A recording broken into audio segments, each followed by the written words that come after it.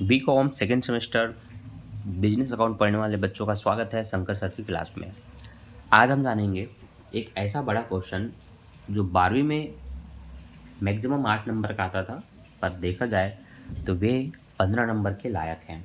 अब कॉलेज में 10 नंबर का मैक्सिमम क्वेश्चन आएगा, तो इन क्वेश्चनों को आपको ज़रूर पढ़ लेना है जो 10 नंबर के लायक हैं, और जो कि आपका बेसिक चैप्टर से है, साझेदारी फर्मों का लेखांकन। ना तो कोई आता है ना कोई जाता है, बस साझेदारी फर्मों का यहाँ लेखांकन किया जाता है। आप देख रहे हैं स्थिर एवं परिवर्तनशील पूंजी खाता, मतलब दोनों खाते बनेंगे और शायद इसमें लाभ हानि आपको बनाना नहीं पड़ेगा, पहले से बना हुआ है ये कॉलम में। इस प्रश्न को बड़े ही ध्यान से देखिएगा क्योंकि सारे मदे यहाँ पर स्पष्ट रूप से दे दी गई है।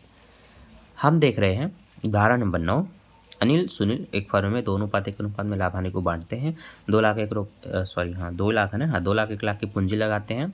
31 दिसंबर 2017 को समाप्त होने वाले वर्ष के लिए उनका पूरा विवरण है आपके पास। उन्होंने 1 जुलाई 2017 को अतिरिक्त पूंजी लगाई है। अनिल ने 40,000 और सुनील ने 20,000 रुपये।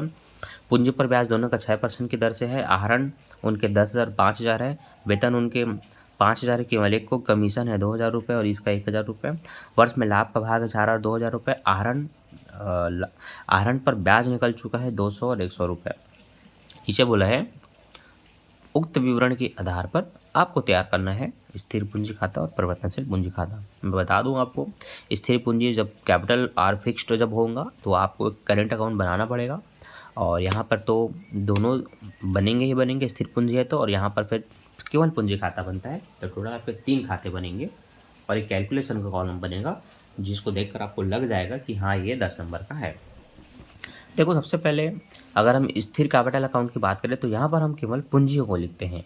जैसे पहले पूंजी लगाई थी दोनों ने 2 लाख और 1 लाख रुपए, फिर अतिरिक्त पूंजी लगाई 40,000 और 20,000 रुपये। तो इस तरह से अतिरिक्त को बाय एडिक्शन ऐड करके या अतिरिक्त पूंजी बोल के लिखेंगे और दोनों को जोड़ के 2,40,000 और 1,20,000 करके इधर बैलेंस शेष लेकर लिखेंगे, खत्म इसका खेल। इसके बाद तुरंत आपको बनाना होता है चालू खाता।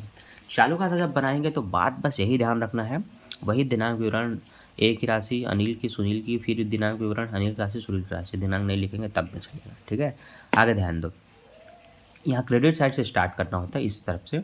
बाय इंटरेस्ट ऑन कैपिटल, पूंजी पर जो ब्याज निकला हुआ था यह निकालना पड़ेगा। देखिए पहले पूंजी पर ब्याज है 2 लाख रुपए पर। यहाँ पर मुझे डिटेल से आपको समझाना पड़ेगा ताकि आपसे गलती ना हो। एक व्यक्ति ने 2 लाख रुपए लगाया, 6% दर से ब्याज देना है, तो ये आपका निकला 6 दूनी 12,000 रुपये 3 जीरो के साथ। लेकिन उस व्यक्ति ने 40,000 रुपये की अतिरिक्त पूंजी दी है। कब दी है? कब दी है भैया? कब दी है? जुलाई में। तो जुलाई, अगस्त, सितंबर, अक्टूबर, नवंबर, दिसंबर, 6 महीने का आपको हर आज भी काउंट करना है।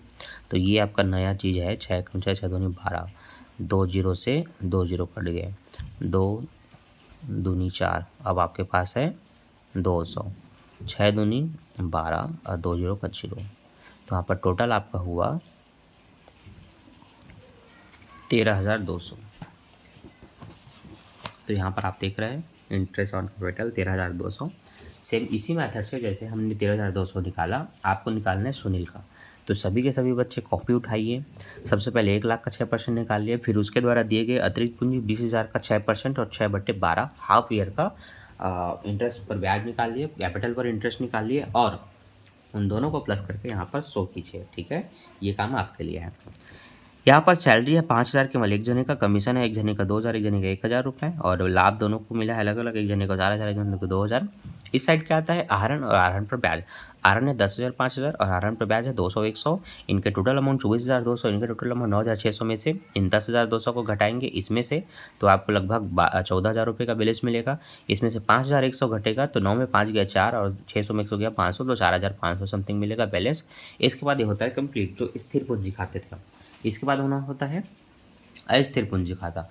अस्थिर पूंजी खाते में हम दोनों को जोड़ के लिखते हैं जो अभी हमने अलग अलग बनाया। जैसे सबसे पहले हमने पूंजी 2 लाख और 10 लाख, फिर अतिरिक्त पूंजी 40,000 और 20,000, फिर उस पूंजी पर ब्याज ये हमने निकाला 13,200, 6,600, फिर सैलरी एक जने का 5,000, फिर कमीशन, फिर आपका लाभ, यहाँ पर आहरण, आहरण पर ब्याज, इनके टोटल अमाउंट से इन दोनों को घटाते हैं तो ये आपका बैलेंस। इसके बाद मैंने बताया था calculation of interest on capital, तो जो मैंने आपको ऐसे ही करके दिखाया था उसका एक बड़े सा कॉलम बना के भी आप बना सकते हैं कि सुनील और अनिल और सुनील का अलग अलग पहले उनकी पूंजी जो 2 लाख और 1 लाख दी गई थी उसमें 12,000 और 6,000, लेकिन जो 40,000 अलग से दी गई थी वो 20,000 ना, उस पर 6/100 तो लगाना है, पर 6 महीने का लगाना है, तो 6/12 करके निकला है 1200 600, कुल मिला के वो 13,200 6,600, जिसको हमने यहाँ पर भी शो किया और यहाँ पर भी शो किया।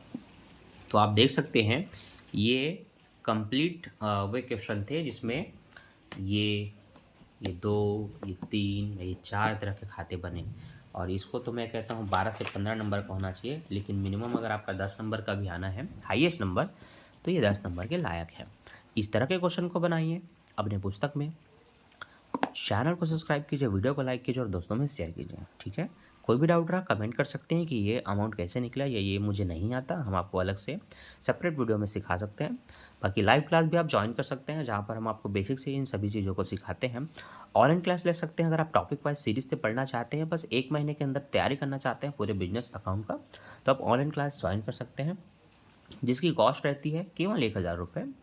इसको पे करेंगे, उसके बाद आपको रेगुलर एक टाइम पे क्लास दिया जाएगा 2 से 1.5 से 2 घंटे का, और आपकी जो भी बेसिक्स होंगी सब क्लियर किया जाएंगी। आपको एमपी क्वेश्चन बताया जाएगा, सब कुछ सिखाया जाएगा जो आपके एग्ज़ाम में आएंगे, जिसको बना करके आप अपने एग्ज़ाम में 60 में 60, 75 में 75 फुल मार्क्स लेकर के आएंगे। तो मिलते हैं नेक्स्ट वीडियो में। इस इन्फॉर्मेशन को सभी दोस्तों में शेयर करो, वीडियो को लाइक करो। बाकी बाय बाय।